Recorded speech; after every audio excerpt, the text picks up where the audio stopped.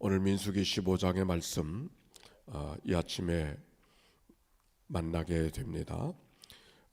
하나님 앞에 제사를 드리는 여러 가지 말씀들을 기록하고 있습니다.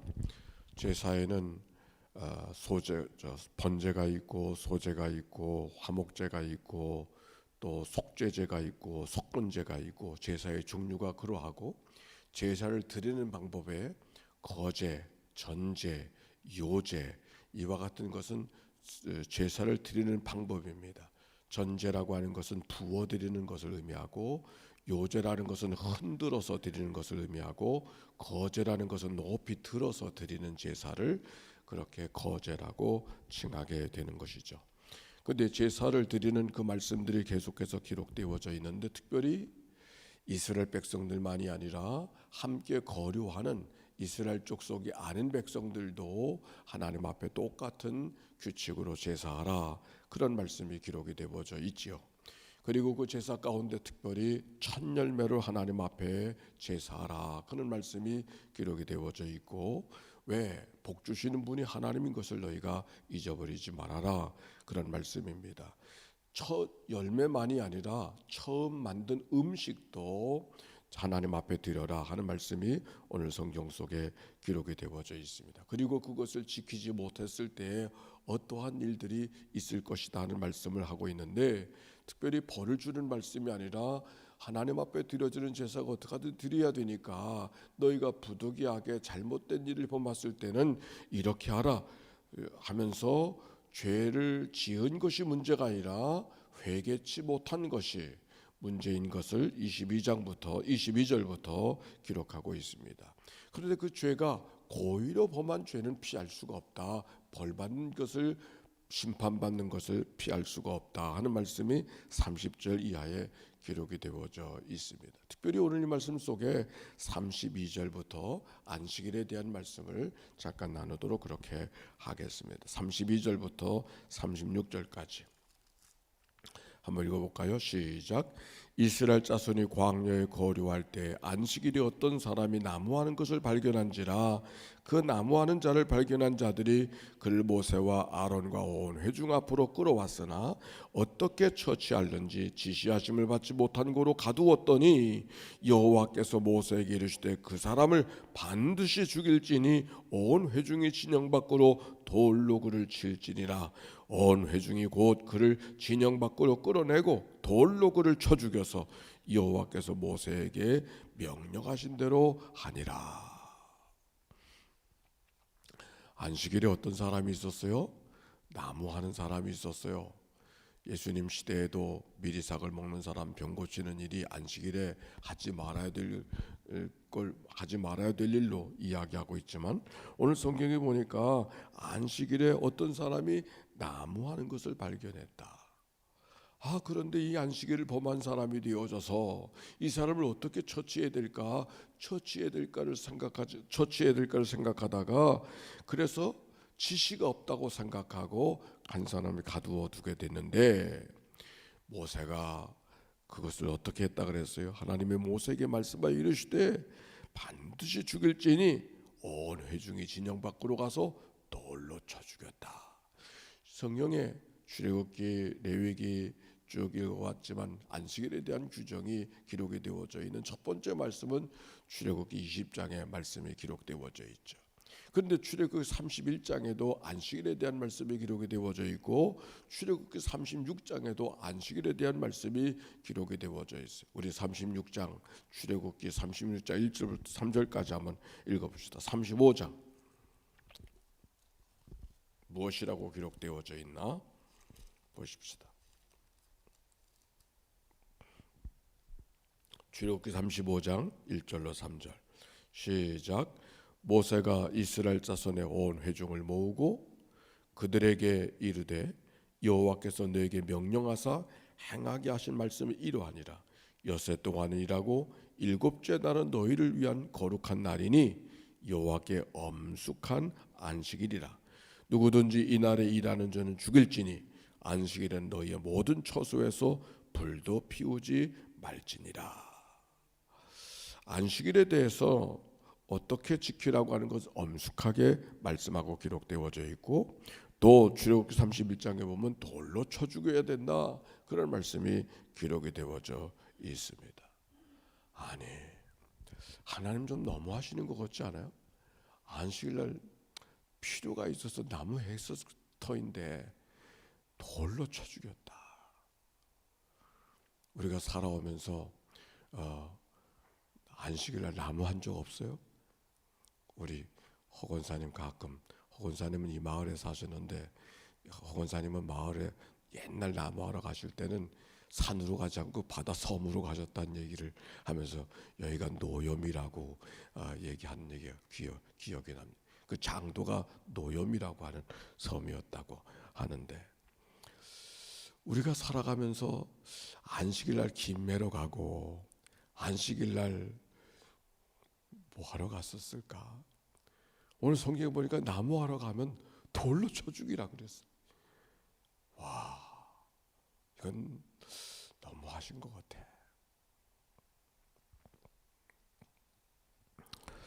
그런데 이 너무한 것 같은 이 하나님의 말씀을 우리가 어떻게 읽어야 될까?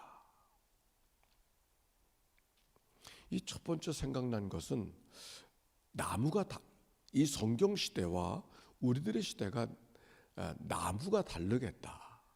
우리들이야 나무야 뭐 하찮은 게 나무지만 어디든지 나무가 있으니까. 그러나 성경 이 시대는, 이때는 이 성경 이 지역은 광야 가운데 나무는 어디나 있는 게 나무가 아니거든요. 하찮은 게 나무지만 이 성경에는 하찮은 게 나무가 아니요. 땅을 사고 팔 때도 나무가 있는 땅과 나무가 없는 땅은 값이 달라요. 그러니까 나무라는 것이 우선 하찮은 게 아니었기 때문에 나무 하는 것이 특별히, 더군다나 안식일날 나무했다, 이거는 우리의 문화와는 좀 다르게 읽혀져야 되겠다 하는 생각을 먼저 갖게 되어졌어요. 또 하나 더 특별히 기억해야 될 것은, 이 당시 안식일을 지키라고 하나님께서 이스라엘 백성들에게 명하셨을 때 그 이스라엘 백성들은 어떤 삶을 살고 있었는가? 애굽에서 이스라엘 백성도 어떻게 살았어요? 그들은 남의 나라의 종으로 살지 않았습니까? 그냥 노동자로 산 게 아니고 노예처럼 살았죠. 종으로 살던 사람들에게 일주일에 하루씩 쉴 수 있나요? 바벨론의 포로로 잡혀가 살아갈 백성들에게 일주일에 하루는 내가 쉬는 날, 그리고 권리를 주장하며 살아갈 수 있었겠는가?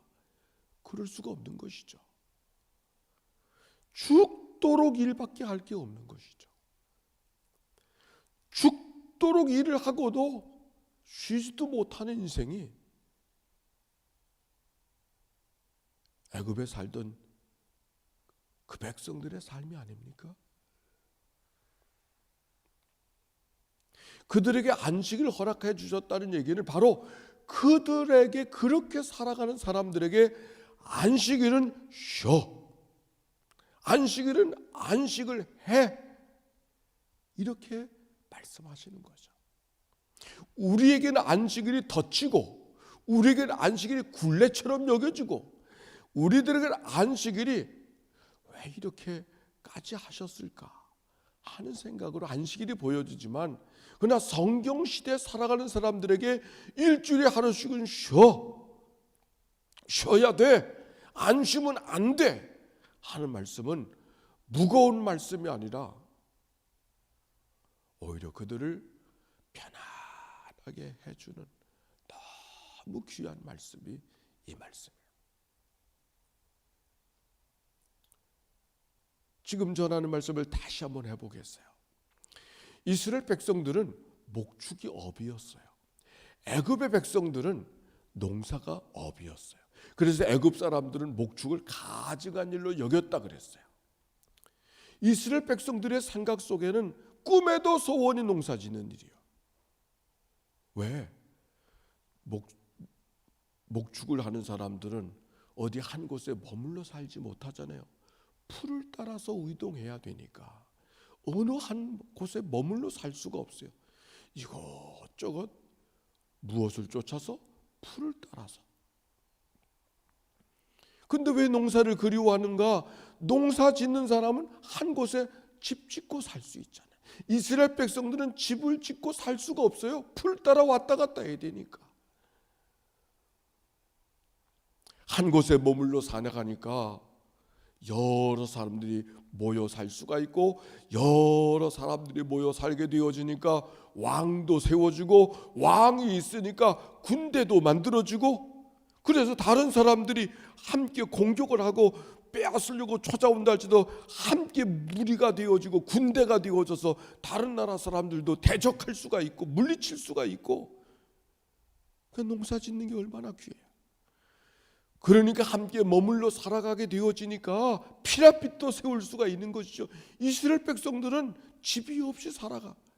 집을 지을 수가 없어요. 풀 따라 움직여야 되니까. 아브라함도 이삭도 야곱도 꿈에도 소원이 애굽이죠. 좀 어려운 일이 생기면 애굽 백성들은 애굽에는 살면 이렇지가 않을 텐데, 그들이 그렇게 생각한 거죠. 그래서 그들이 애굽에 살지 않았습니까? 무슨 문제만 생기면 꿈에도 소원이 애굽에 가서 한번 살아봤으면.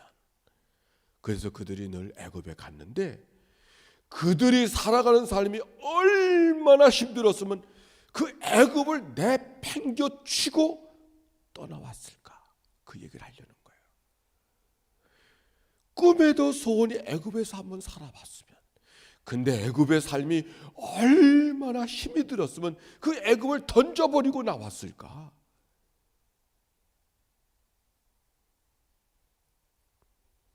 안식일은 그 노예처럼 휴일이 없이 몸이 부서져라 뼈가 분질러라 하는 삶으로 살던 그들을 향하여 주신 말씀이 안식일이에요. 쉬어. 여기 성경의 말씀, 아니 안식일에 뭐 나무 하나가 했다고 사람을 죽이기까지 해. 하나님 너무하시지? 아니요. 노예처럼 살아가는 백성들을 어떻게 하든지 쉬면서 살아갈 수 있도록 절박한 하나님의 마음이 이 말씀 속에 담겨 있는 것이죠. 어떻게 하든지 안식하며 살아가게 하시려고 하는 하나님의 안타까운 마음이 거꾸로 이 말씀 속에 담겨 있는 것이죠. 이스라엘 백성들에게 안식은 종처럼 살아가는 백성들의 삶에는 안식일은 굴레가 아니고 은총이었어요. 노예로 살아가는 사람이 어떻게 7일마다 쉴 수 있습니까? 그러나 어떻게 하든지 그들에게 이래가 되는 날은 안식일을 주려고 하시는 마음이 하나님의 마음이었다고 하는 것을 읽을 수 있다고 하면, 안식일을 범한 자들을 엄하게 다스리고 있는 이야기는 오히려 하나님의 은총으로 읽혀질 수 있는 말씀이라는 것이죠. 뿐만 아니라 하나님이 주신 계명들을 어떻게 하든지 기억하며 살게 하시려고 여러 상징들을 그들에게 몸에 지니고 살라고 말씀하는 이야기가 38절 이하에 기록되어져 있죠. 이스라엘 자손에게 명령하여 대대로 그들의 옷단 귀에 술을 만들고 청색 끈을 그의 귀에 술에 더하라. 옷단 귀에 술을 만들고 청색 끈을 그 귀에 술에 더하라. 그래서 하나님을 섬기고 하나님의 계명을 잘 지켜가도록. 39절 이 술은 너희가 보고 여호와의 모든 계명을 기억하여 준행하고 너희를 방종하게 하는 자신의 마음과 눈의 욕심을 따라 음행하지 않게 하기 위함이라. 신명기 6장에 보면 이런 말씀이 기록이 되어져 있어요. 오늘 내가 네게 명하는 이 말씀을 너는 마음에 새기고 내 자녀에게 부지런히 가르치고 집에 앉았을 때든지 길을 갈 때든지 누워 있을 때든지 일어날 때든지 이 말씀을 강론할 것이며 너는 또 그것을 손목에 매며 기호를 삼고 내 미간에 붙여 표를 삼고 내 집 문설주의 바깥문에 기록할지니라. 그래서 이스라엘 백성들의 집에는 바깥 문고리, 늘 문고리를 열어야 집에 들어가지 않습니까? 문고리 바로 위에 하나님의 말씀을 적은 통이 있어요. 늘 하나님의 말씀을 기억하라고. 그런데 마지막 한마디 41절 같이 한번 읽어봅시다. 시작. 나는 여호와 너의 하나님이라. 나는 너희의 하나님이 되려고 너희를 애굽 땅에서 인도해 내었느니라. 나는 여호와 너의 하나님이라. 제사를 가리키고 거류민에게도 제사를 지켜야 된다고 말씀하시고 부득이하게 잘못한 일을 범했을 때는 어떻게 하라고 말씀하시고 안식일을 어겼을 때는 어떻게 하라고 말씀하시면서 어떻게 하든지 안식일을 지키라고 말씀하시면서 너희가 하나님 말씀과 계명을 기억하도록 술을 달고 그렇게 귀퉁이에 붙이고 다니라고 하는 말씀을 하시면서 마지막 남겨주신 말씀, 나는 여호와 너의 하나님이라. 나는 너의 하나님이 되려고 너희를 애굽 땅에서 인도하여 내었느니라. 나는 여호와 너의 하나님이라. 마치 이 말씀은 이렇게 들려지지 않아요? 내가 네 어미다. 내가 네 아비야. 지긋지긋하게 말 안 듣는 자녀를 향하여서 내가 널 낳았다고, 내가 널 낳았다고, 내 말 좀 들어. 그렇게 말씀하시는 것 같지 않아요? 나는 여호와 너의 하나님이라. 나는 너의 하나님이 되려고 너를 애굽 땅에서 인도하여 내었느니라. 나는 여호와 네 하나님이라. 오늘 말씀, 하나님이 우리에게 주시는 말씀 이 아침에 듣습니다. 나는 너의 하나님이라. 나는 너의 하나님이 되려고 너를 애굽 땅에서 인도해서 홍해를 건너가게 하시고 만나와 메추라기를 먹게 하시고 아말렉 군사를 이기게 하시고 시내산에서 하나님의 말씀을 주셨다고 말씀하시는 이 하나님의 말씀, 오늘 우리가 그 하나님의 음성이 어떻게 들려지는가 우리가 묻고 듣는 이 아침이 되기를 바랍니다.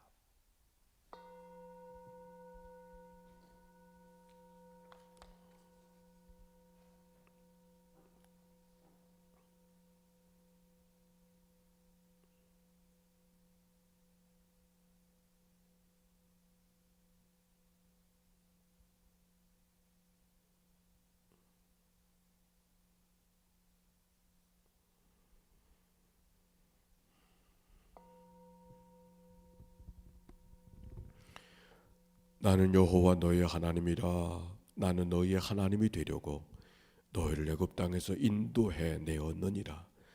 나는 여호와 너의 하나님이라. 광야 한복판에 살고 있어도 하나님을 잊어버리지 말라고. 거친 세상을 살고 있어도 하나님을 잊어버리지 말라고. 안락의 자손들을 내 눈으로 보았어도 하나님을 잊어버리지 말라고. 오늘 백성들을 향하여 주신 말씀을 이 아침에 듣습니다. 거친 광야, 유혹 많은 세상을 살아가는 저희들, 낙심할 일이 많은 세상을 살아가는 저희들, 하나님이 다스리시는 세상이요, 하나님이 내 아버지 되심을 기억하고 믿음으로 살아가는 이 한날이 되도록 은총나리워 주시옵소서. 새날이 되었습니다. 새로운 시간을 허락해 주셨습니다. 어제와 같지 않은 날이 되게 해주시고 감사와 찬송과 기쁨으로 영광을 돌려드리는 복된 하루, 이 날이 되도록 축복해 주시옵소서. 하나님이 우리에게 주시는 일들은 재앙이 아니라 평안인 것을 기억하고 소망과 용기를 갖고 믿음으로 살게 하여 주시되, 저 질고 속에 누워있는 식구들까지 그들의 삶을 벌떡 일으켜 주시어서 주와 더불어 믿음의 소망을 갖고 예배할 마음으로, 찬양할 마음으로, 기도할 마음으로 이 하루를 살아가도록 은혜 나리워 주옵소서. 흩어져있는 믿음의 권속들, 저 군문에 가 있는 자녀들까지 주님께서 일일이 기억하여 주시옵시고, 있는 것마다 주님이 동행하시고 하나님의 복됨을 경험하게 하시고 주와 더불어 벽들을 뚫고 찾아오시는 주님을 의지하면서 걸어가는 승리의 삶이 되게 해 주시옵소서. 가정마다 인가기도 되게 해 주시어서 가정마다 내일 거룩한 주일 있는 자리에서 하나님을 가정을 제단 삼고 예배할 수 있는 주의 백성들 되도록 인도하여 주시옵소서. 어렸을 때 읽었던 말씀들이 새록새록 생각나게 하시고 예배자로 설 수 있는 귀한 가정들이 되도록 축복해 주옵소서. 우리를 구원하신 예수님의 이름으로 기도하옵나이다. 아멘. 이제는 성부, 성자, 성령 삼일체 하나님의 크신 은혜와 사랑과 역사가 이제와 같이 영원히 함께해 주시기를 축원하옵나이다. 아멘. 우리 하나님 앞에 기도하며 믿음으로 나아가십시다. 기도합시다.